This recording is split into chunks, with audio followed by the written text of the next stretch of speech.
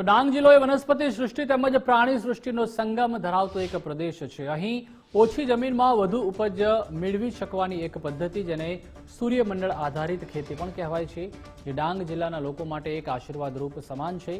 ત્યારે સંદર્ભે ચીખલીના ખેડૂત કિશોરભાઈ ચૌધરીએ પ્રોજેક્ટ કર્યો છે, જેમાં તેમના ખેતરમાં અન્ય જિલ્લાના ખેડૂતો પણ મુલાકાત લઈને તાલીમ લઈ રહ્યા છે। સૂર્યમંડળ આધારિત ખેતી એટલે સૂર્યમંડળ આકારની ખેતી, જેની અંદર સૂર્યમંડળ મુજબ વલયો પાડવામાં આવે છે। ખેડૂતો પોતાની ઓછી જમીન હોય એની અંદર પણ આ ખેતી ખૂબ જ સારી રીતે કરીને ખૂબ જ સારી ઉપજ મેળવી શકે છે, જેની અંદર દરેક વલયોમાં અલગ અલગ પ્રકારની શાકભાજીઓ ઉગાડવામાં આવે છે। આ પ્રકારની ખેતીમાં મુખ્ય કેન્દ્ર સ્થાન પર એક કેળાનું ઝાડ રોપવામાં આવે છે। સૂર્યમંડળ આધારિત ખેતીના ઘણા ફાયદાઓ છે, જેમાં ખેડૂતો ઓછી જમીનમાં વધુ ઉપજ મેળવી શકે છે। જ્યાં પાણીનું સ્તર નીચું છે એવા વિસ્તારોમાં પણ આ ખેતી કરી શકાય છે, કારણ કે આ પ્રકારની ખેતીમાં 30 દિવસમાં માત્ર 2 વાર જ પાણી આપવાનું હોય છે। આ જે મારા ફાર્મ જે છે અને આનાથી એક સરસ લોકોનું એક આકર્ષણ રહ્યું છે।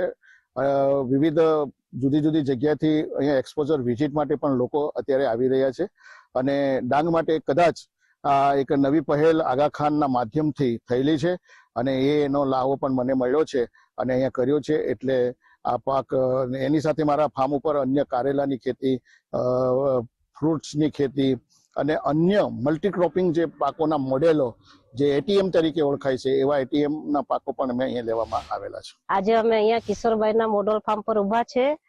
સરસ એવી પ્રાકૃતિક ખેતી કિશોરભાઈ કરે છે। અમને નવું નવું જાણવાનું મળ્યું। સામે એક ખેતર છે, એમાં એમણે સુંદર સરસ મજાનું સૂર્યમંડળ મોડલ ફાર્મ તૈયાર કરેલું છે અને નવું જાણવા મળ્યું।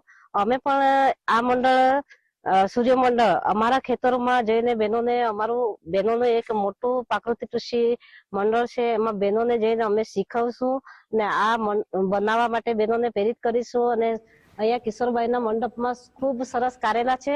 કારેલા એકદમ 100% પ્રાકૃતિક અને ઓર્ગેનિક છે અને સરસ એવી મજાની અમને કિશોરભાઈએ માહિતી આપી છે। તો કચ્છમાં માંડવી તાલુકાના ગઢસીસા તેમજ વરજડી માર્ગ પર મણીલાલ ભાવાણી પરિવારનું ખેતર આજે ઓર્ગેનિક ખેતીનું ઉત્તમ ઉદાહરણ બની ગયું છે। રાસાયણિક ખાતર અને ઝેરી દવાઓથી દૂર રહીને કુદરત સાથે સુમેળમાં ખેતી કરવાની ભાવાણી પરિવારની પ્રતિબદ્ધતા આસપાસના ખેડૂતો માટે પણ પ્રેરણારૂપ બની છે। ભાવાણી પરિવાર દ્વારા વિવિધ પ્રકારની ધાન્ય, શાકભાજી અને ફળોની ઓર્ગેનિક ખેતી કરવામાં આવી રહી છે।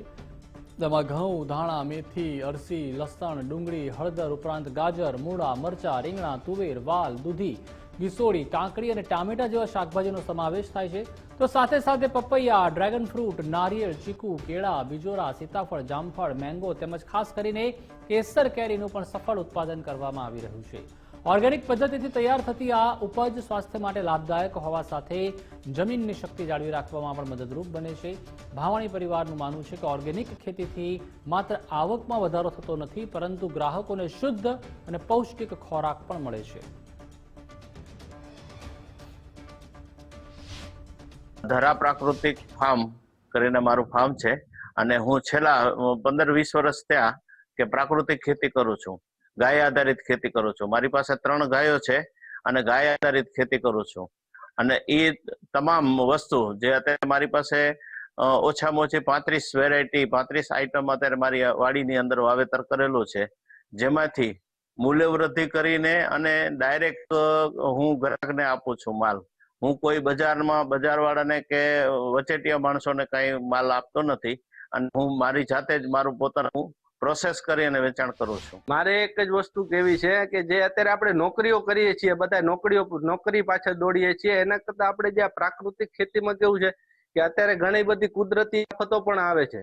તો આમાં એક આયામ છે આખો મિક્સ પાક પદ્ધતિ, કે જેની અંદર આપણે એક જ જગ્યાની અંદર 5 થી 7 પાકનું વાવેતર કરી શકીએ છીએ। તો એક પાકમાં નુકસાની જાય તો બીજા પાકમાંથી આપણે સગવડતા મળી રહે, એટલા માટે પ્રાકૃતિક ખેતી કરીને અત્યારના યુવાનો જો ખેતીવાડી સાથે જોડાશે તો આવતું ભવિષ્ય આમાં ઉજ્જવળ છે।